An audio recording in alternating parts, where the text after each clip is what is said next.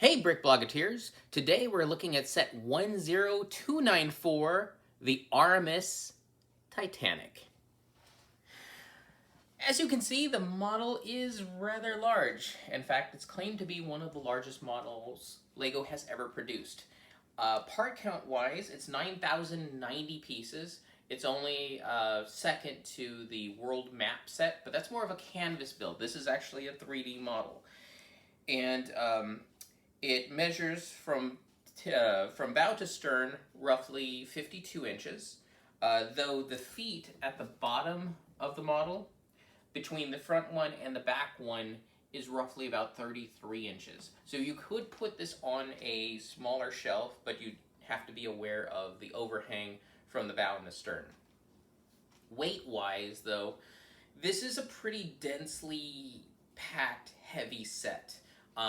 When the box first came, I threw it on a scale and it weighed almost 30 pounds. My scale isn't the most accurate, so out of the box, fully built, you're still looking at about 20 pounds of model just right here.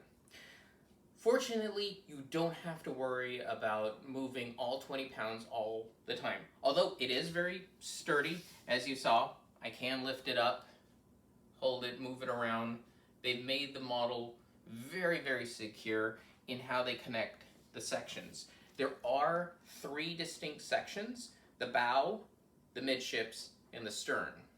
A neat thing about this set is inside the box, they had 3 separate boxes labeled 1, 2, and 3, each one consisting of the bow for 1, the midship for 2, the stern for 3. Each box had its own instructions. So right from the start, once you get it home, open it up, pull all the boxes out, you can have 3 different teams working on this model all at the same time, straight from the box. Now, as you can see, there's a lot of detail. The building experience is a lot like one of the monument sets, your Big Bens, your Sydney Opera Houses, your Taj Mahals. Tons of little detail. Unlike them, though, you have a lot of excess shaping with the stern and the bow of the ship, how it tapers in, how it flares out in the center. The detailing on top of the ship is what's closer to those type of models, with all the tiny, tiny little details from the various lifeboats to the skylights, to the cranes, to the hatches, to the various amounts of railing, all the little stairs, the funnels. There is a mess of details, and it continuously changes.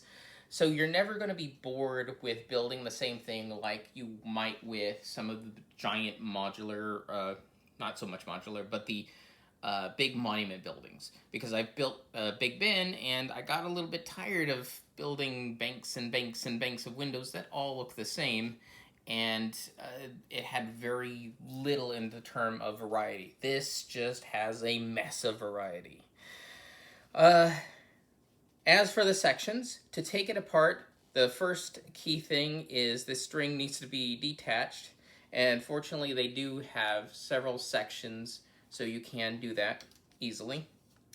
And the ingenious part is, I've talked in the article about hard points, and they use inside each of these sections is an axle that fits down into that hard point, where the ship is solidly built around those connection points, meaning the strain of the model is all on one piece, but over a whole bunch of different connection points up and down it, making it very, very secure. So there's one in between the 3rd and 4th funnel, and then there's one connection point between the 1st and 2nd funnel.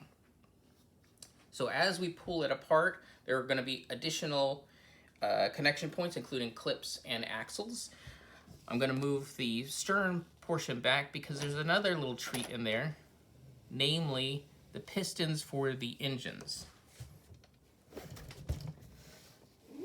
Now the pistons for the engines, they actually feed into the second one, so they're sticking out so you can actually see them move while you turn the little gear. That in turn will turn the propeller in the back on this side. So they have one for the right and the left. As for the center one, there is an axle that goes through the center of the ship and connects into this weird cylinder of gears. However, there's no way to power that.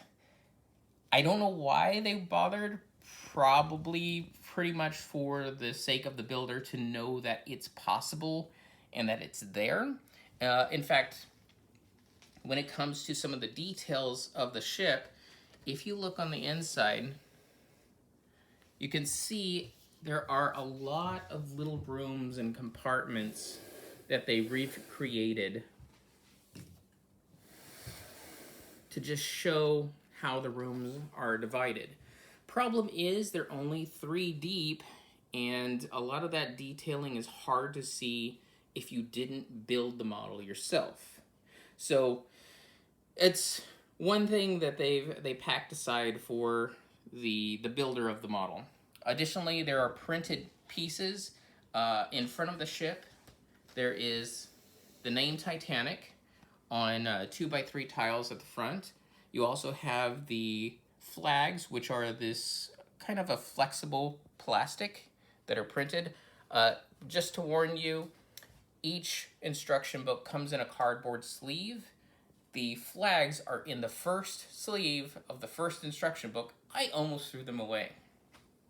So make sure to look through your cardboard sleeve if you do pick up the model. And then you have a third flag all the way on the back of the ship with its own printing. There is other printing, including a compass buried in the model. I actually don't remember where it was. There's also a pentagonal tile buried in the stern of the ship that's sort of like the builder's plate for the shipwright. You don't know about that unless you're building the model, but it is there, it is printed.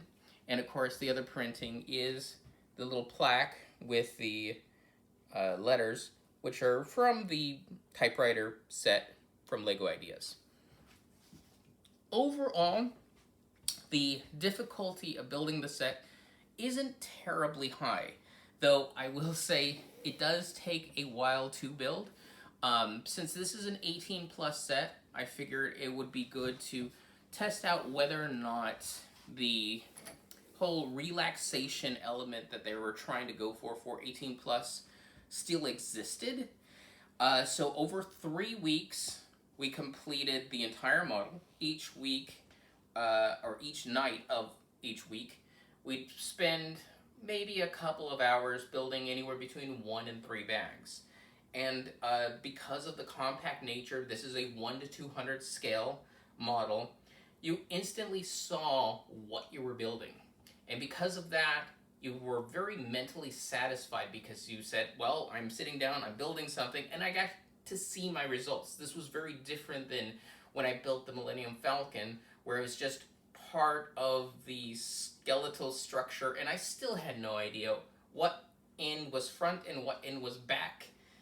This, I could immediately see, oh, that's the bow, that's some anchors, that's some decking, that's benches, that's the funnel. It was very, very satisfying and actually very relaxing. I didn't end up with any strain on my hands because this whole entire thing is divided up into 48 numbered bag steps, which makes every single bag step very approachable, very easy to stop, put down. You can get up, walk, relax, and it becomes this nice sort of hobby. So they did an excellent job there. Additionally, skill level, you want your novice builders to maybe even start on the second box, this middle ship, because it's the simpler build. It's a little bit more straightforward. There's less complexity, but there's still a whole lot to do because it's some of the most built up sections of the ship. The second most difficult, or the second middle section, is the bow. Because you have the shaping of the bow, it adds an additional level of complexity for a more advanced builder. And if you are an expert builder, the third section is where you go to, because it has the moving pistons, the more elaborate shaping of the stern, the posable rudder, the various string that gets finally set up for the entire length of the ship. It does have a few more challenging elements. I know $630 is a lot US to put down just to have this building experience. I do recommend that if you are part of a lug, suggest that maybe this is something that your lug invests in, because it'll make a fantastic display for any shows that your LEGO user group might do. Also, like I said, it's right out of the box, it's ready to have a communal build experience. You can immediately have different members of your lug sitting down, playing with box 1, box 2, box 3, 3 different groups. It's very nice in that respect. Of course, if you are a nautical fan, just be aware, 52 inches is the length of the ship. It goes about 19 inches when it's on its stands. You can remove the stands if you want the boat to lay flat on the table. However, I do recommend the stands because it does make it much easier to reach under and pick it up. Plus, you have a really good idea as to where the most solid points of grabbing the ship is, because between each of these stands is clearly how it's built and made to be grabbed. I don't have much more to say about this, but I will say that this is the first set that my dad, who has not been into LEGO at all, has said, man, that would be cool to own. So yeah, he's getting this for the holiday. That's all I have to say about the RMS Titanic. If any of this interests you, check out the instructions, check out LEGO's website, see if it fits in your holiday budget, or put it on your wish list. Maybe you have a rich friend or family member out there that's willing to get it for you. But this is a very, very nice centerpiece, showpiece to bring a whole room's decoration together. It's the RMS Titanic, set 10294.